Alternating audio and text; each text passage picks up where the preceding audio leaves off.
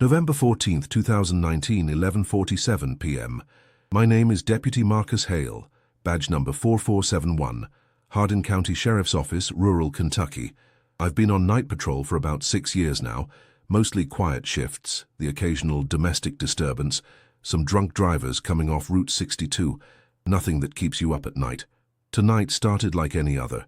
I pulled into the fuel stop on the edge of Elizabethtown around 11:30, grabbed a coffee, exchanged a few words with Danny behind the counter about the Wildcats game.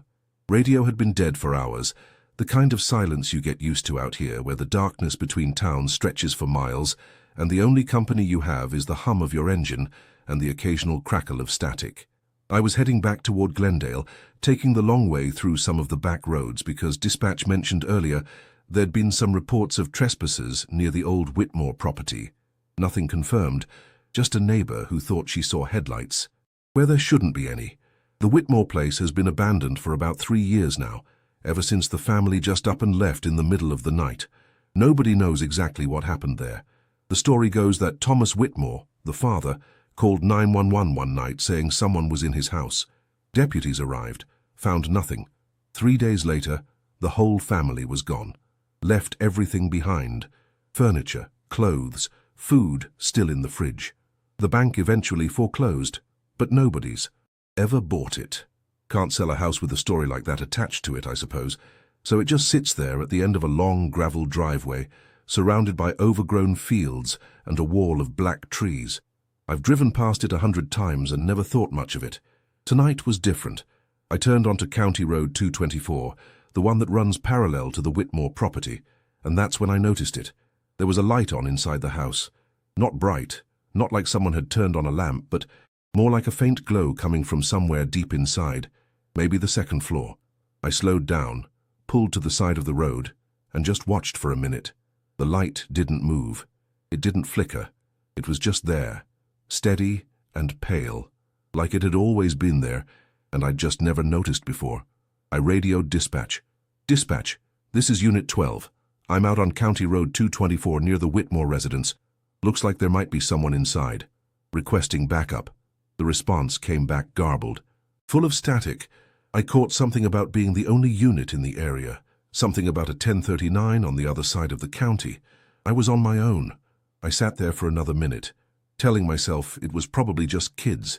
Teenagers looking for a place to drink or mess around. Happens all the time with these old abandoned houses. I grabbed my flashlight, checked that my Bodycam was recording, and stepped out of the cruiser. The air was cold, that wet Kentucky cold that seeps into your bones. The sky was overcast. No moon, no stars, just a thick blanket of darkness that made the trees look like they were leaning in toward the road. I walked up the gravel driveway, my boots crunching loud in the silence. The house looked worse than I remembered. The paint was peeling in long strips, the porch was sagging on one side, and most of the windows on the first floor had been boarded up. But that light was still there, coming from an upstairs window, the second one from the left. I called out, "Hardin County Sheriff's Office. If there's anyone inside, make yourself known." Nothing, just the wind moving through the dead grass. I stepped onto the porch, and the boards groaned under my weight. The front door was slightly open, maybe an inch or two. I pushed it with my flashlight hand and it swung inward without a sound. The hinges didn't even creak. Inside, the air was thick and stale, like nothing had moved through this place in years. My flashlight cut through the darkness, picking out shapes in the dust. A couch with a sheet draped over it, a television with a shattered screen, a staircase leading up into the black. "Sheriff's office," I called again, louder this time. My voice echoed back at me, hollow and strange. I started moving through the first floor, checking rooms, looking for any sign of recent activity. The kitchen was a mess, cabinets hanging open, dishes still stacked in the sink. There was a calendar on the wall, stuck on March 2016, the month they disappeared. I found nothing downstairs. No footprints in the dust, no signs of forced entry, no evidence that anyone had been here in years. But that light was still on upstairs. I could see it now, the glow leaking down the staircase, casting long shadows on the walls. I started climbing. The stairs creaked with every step, loud in the silence. I kept my flashlight pointed up, sweeping the beam across the landing above. The wallpaper was peeling, showing dark stains underneath that could have been water damage or could have been something else. I didn't let myself think about it too hard. When I reached the top, I found myself in a narrow hallway with 4 doors. 3 of them were closed. The 4th, the one at the far end, was open just a crack, and that's where the light was coming from. "This is Deputy Hale," I said, my voice steadier than I felt. "If someone is in here, I need you to identify yourself now." I waited. The silence pressed in around me, heavy and thick. Then I heard it, a sound from behind one of the closed doors. Not a voice, not a footstep, but something else. A wet, rasping sound, like someone dragging something heavy across the floor. I moved toward it, my hand resting on my holster. The sound stopped. I reached for the door handle, and that's when my radio crackled to life. "Unit 12, this is dispatch. Do you copy?" I nearly jumped out of my skin. I grabbed the radio. "Dispatch, this is Unit 12. I copy. I'm inside the Whitmore residence, 2nd floor. I heard something. Might have a trespasser up here. 10-4, Unit 12. Be advised, we've got a unit en route to your location. ETA approximately 20 minutes. 20 minutes. I looked at the closed door in front of me, then at the one at the end of the hall where the light was still glowing. I made a decision. I pushed open the door in front of me. It was a bedroom, a child's bedroom. There was a small bed against one wall, covered in a faded blanket with cartoon characters I didn't recognize. Stuffed animals lined a shelf above the headboard, their button eyes catching my flashlight beam. On the floor in the middle of the room was a circle of children's toys arranged in a perfect ring. Blocks, dolls, a toy truck, all facing inward, toward the center. In the center was nothing, just bare floor. I stared at it for a long moment, trying to make sense of what I was seeing. Then I noticed the closet door. It was open, just an inch, just enough to see that there was darkness inside, deeper than it should have been. I walked toward it slowly, my flashlight trembling slightly in my grip. I reached for the handle. Behind me, somewhere down the hall, a door opened. I spun around, my heart hammering in my chest. The hallway was empty, but the door at the end, the one with the light, was now wide open. I hadn't heard it. There was no sound, no creak, nothing. It had just opened. "Hello?" My voice cracked. "Who's there?" I moved down the hallway, my back against the wall, my eyes fixed on that open doorway. The light inside was brighter now, pulsing slightly like a heartbeat. I could feel something wrong in the air, a pressure behind my eyes, a ringing in my ears that hadn't been there before. When I reached the doorway, I stopped. The room was a master bedroom. A large bed dominated the center, still made, still covered with a quilt that looked like it had been there since the day the family left. A dresser stood against one wall, a mirror above it reflecting my flashlight back at me. But it wasn't any of that made me freeze. It was the figure standing in the corner, a person. I couldn't tell if it was a man or a woman.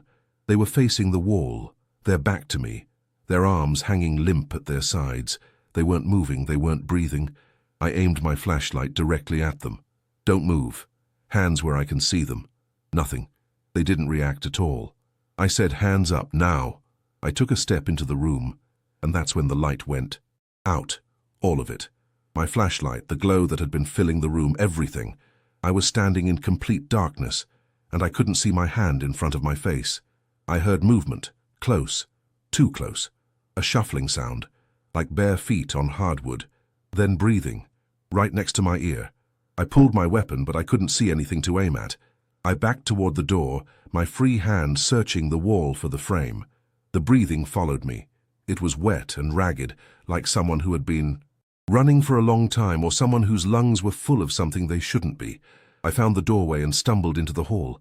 My flashlight flickered back on, and I spun around, pointing it into the room. Empty. The figure was gone. The corner where they had been standing was bare. I didn't stay to investigate. I moved down the hall toward the stairs, my weapon still drawn, my flashlight sweeping back and forth. Every door I passed was now open. I was sure they had been closed when I came up. I was almost positive. The stairs seemed longer going down than they had coming up. When I finally reached the first floor, I headed straight for the front door, but it was closed. I grabbed the handle and pulled. It didn't move. I pulled harder. Nothing. It was like something was holding it shut from the other side. I tried the lock, but there was no lock. The door should have opened. It should have swung open just like it had when I came in. My radio crackled. Unit 12, status report. Unit 12, do you copy? I grabbed the radio. Dispatch, I'm trapped inside the residence. Front door won't open. I need that backup now. Static. Then a voice, but not dispatch. It was my voice, my exact voice, playing back at me through the radio. I need that backup now. I need that backup now. I need that backup. I dropped the radio. Behind me, in the darkness of the house, I heard footsteps on the stairs, slow, deliberate, coming down toward me. I ran through the house, looking for another way out. Kitchen door was boarded from the outside. Windows on the first floor were all nailed shut. I could hear the footsteps behind me getting closer, but every time I turned around, there was nothing there. Just empty rooms and shadows that seemed to move at the edge of my flashlight beam. I found a door to the basement. I didn't want to go down there. Every instinct I had was screaming at me to stay away from whatever was below, but I could hear something else now, coming from upstairs. More footsteps. Multiple sets of them moving through the rooms above my head. I was being surrounded. I opened the basement door and went down. The stairs were wooden, old, and they groaned under my weight. The basement was unfinished, just dirt floor and stone walls and rusted pipes running along the ceiling. My flashlight barely made a dent in the darkness down there, but I found what I was looking for. A small window, ground level, just big enough to squeeze through. I ran toward it, not caring any more about what might be down there with me. I didn't look at the shapes in the corners. I didn't look at the way the shadows seemed to bunch and gather like they were watching me. I just focused on that window. I smashed the glass with my flashlight and pulled myself through, feeling the broken edges tear at my uniform. I landed in the dead grass outside, cold air filling my lungs, and I ran. I didn't stop until I reached my cruiser. I got inside, locked the doors, and sat there, shaking. Through the windshield I could see the house. It was dark now, every window, every room, no light anywhere, but on the front porch I could see something, a figure, just standing there, watching me. I started the engine and pulled away. In my rearview mirror I watched the figure until the house disappeared around a bend in the road. Backup arrived 15 minutes later. We went back to the property together, 3 units. The house was empty. No signs of anyone having been there. The doors all opened normally. The windows were still boarded shut, still locked from the inside. The only evidence that I had ever been inside was the broken basement window and the drops of my blood on the grass outside. The official report listed the incident as a false alarm. Possible trespasser who fled the scene before officers could make contact. My Bodycam footage was reviewed. Most of it was usable. The audio was clear. You can hear everything I described, but there's a section, about 7 minutes long, where the footage is corrupted. It starts exactly when I entered that bedroom on the 2nd floor and ends exactly when I broke through the basement window. Nothing but static and distortion. The tech guys said it was probably a malfunction, something wrong with the camera's memory card. I put in for a transfer 2 weeks later. I don't patrol that area anymore. I don't drive past the Whitmore property, and I don't talk about what happened that night. But sometimes, late at night, when I'm alone in my apartment, I hear my own voice coming from somewhere I can't identify, saying things I never said, asking for backup, asking for help. The Whitmore residence remains abandoned. The case file on the family's disappearance remains open. Deputy Marcus Hale's transfer request was approved on December 3, 2019. He has since refused all interview requests regarding the events of November 14th. The corrupted Bodycam footage was submitted for advanced recovery by the Kentucky State Police Forensic Unit. Their findings were classified. The file has not been updated since. 3 months passed. I tried to forget. I threw myself into work, took every overtime shift available, kept myself busy enough that I didn't have time to think about that house. I moved to a new apartment on the other side of Elizabethtown, closer to town, closer to streetlights and neighbors and all the noise that comes with not being alone. For a while, it worked. The nightmares faded. The sound of my own voice echoing back at me through static became something I could dismiss as a bad memory, a trick of exhausted nerves. Then the letters started arriving. The first one came on February 8, 2020. Plain white envelope, no return address, postmarked from Glendale. Inside was a single photograph, black and white, grainy, like it had been printed from a video still. It showed the interior of the Whitmore house. the second-floor hallway, and standing at the end of that hallway, barely visible in the shadows, was a figure. I couldn't make out any features. It was just a shape, a silhouette that didn't quite look right. The proportions were wrong, the arms were too long, the head was tilted at an angle that no human neck should allow. On the back of the photograph, written in handwriting that looked eerily similar to my own, were 3 words: "You left early." I took it to the station, showed it to my sergeant. He looked at it for a long time, then told me it was probably just some local kids messing with me. Word gets around in small towns. Everyone knew I'd had a bad experience at that property. Someone was just trying to get under my skin. I wanted to believe him. I tried to believe him. But then the second letter came a week later. Same envelope, same postmark. This time the photograph showed my cruiser, parked on County Road 224, exactly where I'd left it that night. The timestamp in the corner read 11:52 p.m., November 14th, 2019, 5 minutes after I'd entered the house. And there, standing beside my cruiser, looking directly at the camera, was me. I was inside the house at 11:52.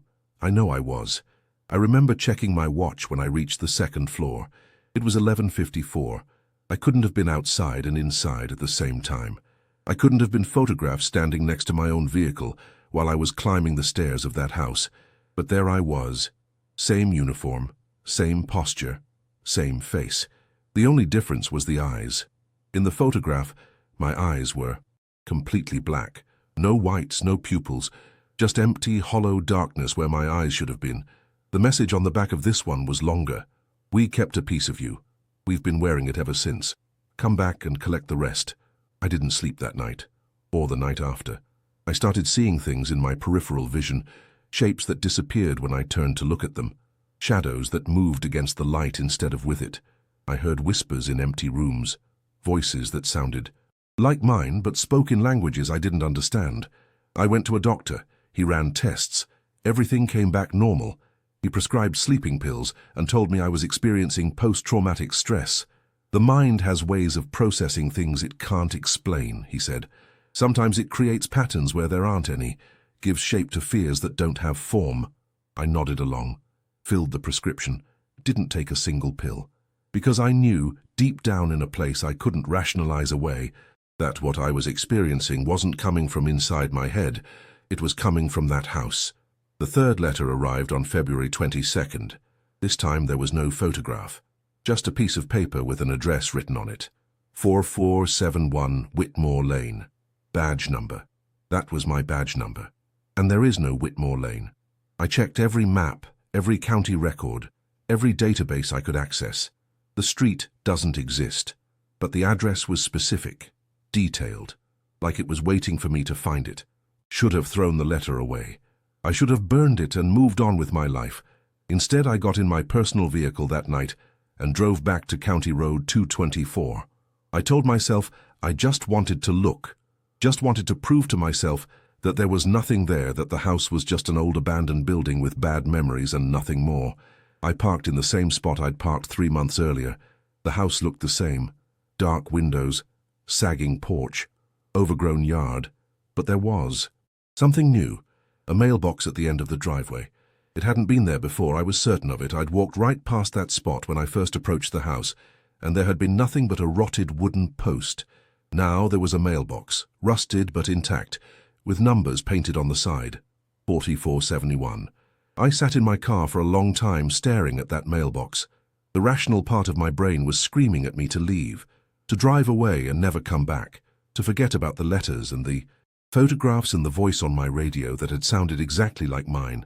But there was another part of me, a smaller and quieter part, that needed to know. I got out of the car. The air was cold again, that same wet Kentucky cold, and the sky was overcast. No moon, no stars, just darkness pressing down from above. I walked to the mailbox. My hands were shaking as I reached for the little door. I pulled it open. Inside was a single envelope, same white paper, same blank space where the return address should be. But this one was addressed differently. It didn't have my name on it. It had my mother's name. My mother died in 2003. Cancer. I was 19 years old. I haven't spoken her name out loud in years because it hurts too much. Because some wounds don't heal, they just scar over and you learn to live around them. But there it was, written in that same handwriting that looked like mine. I opened the envelope. Inside was a photograph, not of the house, not of me. It was a picture of my mother's hospital room. The same room where I'd sat beside her bed and held her hand while she took her last breath. The same room with the same window, and the same machines and the same pale yellow walls that I've seen in my dreams 1,000 times since then. She was in the bed, but her eyes were open, and they were looking directly at the camera. On the back of the photograph, 3 words. She's still here.